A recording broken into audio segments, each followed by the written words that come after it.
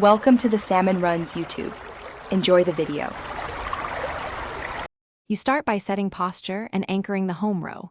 Place your left-hand fingers on a SDF and your right on JKL, with thumbs resting lightly on space.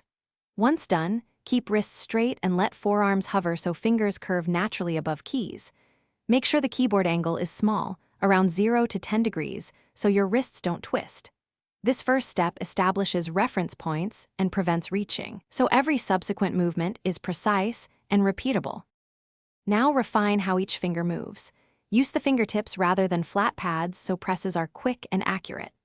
Once done, pivot motion from the base joint, keeping knuckles relaxed while fingers return to the home row after every keystroke.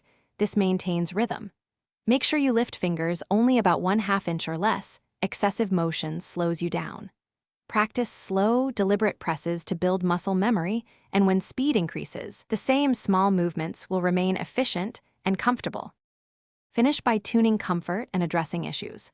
Reposition wrists so they're neutral or slightly raised. Add a thin wrist rest only if it keeps wrists straight.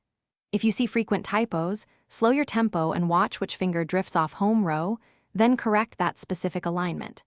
Make sure to stretch fingers and shake hands every 20-30 minutes to reduce tension.